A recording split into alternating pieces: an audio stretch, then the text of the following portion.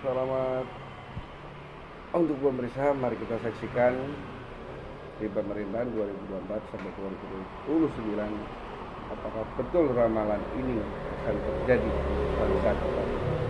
Mari kita saksikan. Assalamualaikum warahmatullahi wabarakatuh. Salam sejahtera, salam rahayu untuk panjenengan semua.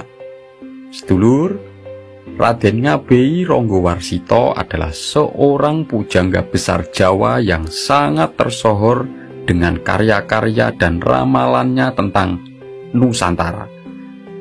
Dalam sebuah ramalannya, Nusantara itu diramalkan akan dipimpin oleh 7 karakter satrio atau seorang satria yang terpilih secara gilir gumanti atau secara bergantian sesuai siklus perputaran roda zaman atau roda sejarah kehidupan yang berputar atau sesuai cokro manggilingan. Yang pertama yaitu karakter Satrio Kinunjoro Murwo Kuncoro. Kedua, Satrio Muktiwibowo Kesandung Kesampar. Ketiga, Satrio Jinumput Sumelo Atur. Yang keempat, Satrio Lelono Tanpa Ngrame. Yang kelima, Satrio Hamung Tuwuh. Yang keenam, Satrio Boyong Pambukaning Gapura. Dan yang ketujuh yaitu Satrio Pinandito Sinisihan Wahyu. Nah, jika Bapak Prabowo nanti sudah ditetapkan resmi sebagai presiden terpilih, berarti beliau sesuai karakter satrio yang kedua yaitu Satrio Muktiwibowo Kesandung Kesampar, yang menggambarkan pemimpin yang berharta yaitu mukti dan disegani atau berwibawa. Itu adalah Wibowo, tetapi sosok tersebut kesandung kesampar yaitu mengalami keadaan yang membuat dirinya tampak salah dan buruk, tetapi kesalahannya atau keburukan karmanya itu sudah ditebus dengan mengalami jatuh bangun dan penderitaan hidup.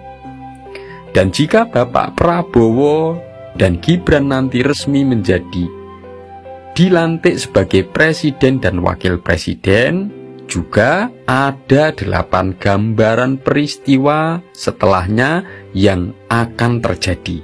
Yang pertama, pralambang Panyawiji, yaitu adanya simbol pemersatu. Bisa diartikan Pak Prabowo adalah sosok yang akan memimpin 2 kekuatan besar yang dipersatukan, yaitu kekuatan Orde Lama dan kekuatan besar Orde Baru, yang sekian lama itu saling berseteru. Dan 2 kekuatan besar tersebut secara organisasi itu diwakili adanya 2 partai besar, tetapi sosok yang mewakili yang menjadi simbolnya tidak lain adalah sosok Pak Jokowi dan Pak Prabowo itu sendiri yang sudah saling mendukung. Setelah mereka 2 kali saling bertarung dalam merebutkan kekuasaan sebagai pemimpin. Dan setelah nanti bersatu, maka bisa terjadi yang kedua yaitu Soyo Rukun lan Sentoso. Akan semakin terwujud adanya kerukunan sehingga di Nusantara ini akan semakin kuat. Jadi Satrio Muktiwibowo itu menggambarkan sosok yang bisa merukunkan dengan kewibawaannya, bisa merangkul semua agar hidup rukun sehingga bisa mewujudkan adanya bangsa yang kuat dan tidak lagi menjadi bangsa yang mudah diadu domba oleh kepentingan bangsa lain yang ingin selalu menjajah dan melemahkan. Adanya usaha bangsa lain yang selalu ingin merebut kejayaan Nusantara. Dan hal tersebut akan memunculkan peristiwa yang ketiga yaitu ing wiwitan ono sandungan. Jadi di awal pemerintahan Satrio Muktiwibowo itu akan ada yang berusaha untuk menghambat dan melawan. Yang itu munculnya dari orang-orang yang membenci dan yang tidak mau menerima kekalahan.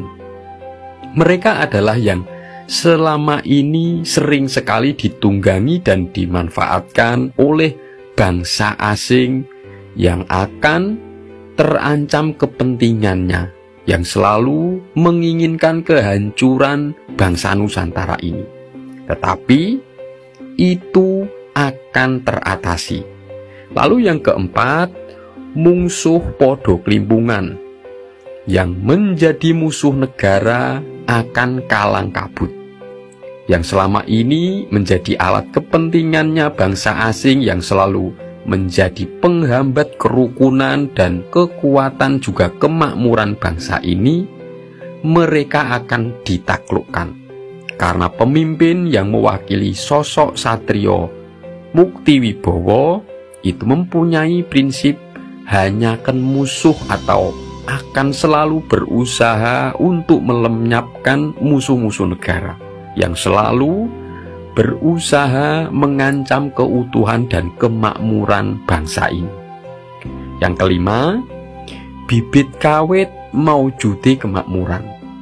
Akan terjadi awal terwujudnya kemakmuran karena sosok pemimpin yang menyandang sifat dari Satrio Muktiwibowo itu adalah bisa menjaga kewibawaan negaranya dan kemakmuran rakyatnya, seperti ingin membangkitkan ketahanan pangan bagi negaranya, memperhatikan kemakmuran para petani, juga memperhatikan pangan untuk kebutuhan hidup para abdi negara. Lalu yang keenam, akeh sudro munggah derajat. Akan terjadi banyak rakyat jelata yang naik kehormatannya, yang sebelumnya mereka sulit sekali mendapatkan hak pendidikan yang lebih tinggi dan kesehatan yang layak, juga kebutuhan hidup seperti makanan dan tempat tinggal, mereka akan mendapat kemudahan dikarenakan sosok Satrio Muktiwibowo itu punya sifat dermawan terhadap rakyat jelata. Yang ketujuh, jejeke tatanan sumrambahe keadilan. Akan terjadi semakin ditegakkannya aturan hukum untuk mewujudkan pemerataan keadilan. Sosok Satrio Muktiwibowo juga menjadi simbol tegaknya hukum untuk mewujudkan adanya pemerataan keadilan.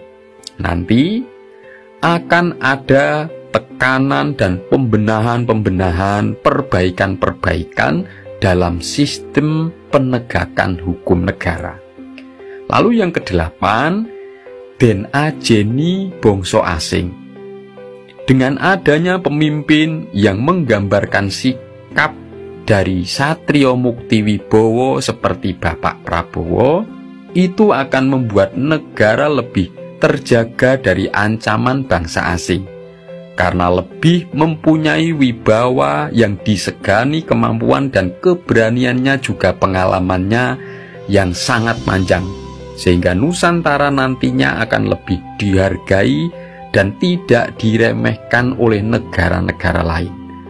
Ayo podo njogo karukunan amrih Nuswantara nemu kasantosan. Marilah kita menjaga kerukunan agar Nusantara tetap kuat dan berjaya. Semoga ini bermanfaat. Wassalamualaikum warahmatullahi wabarakatuh.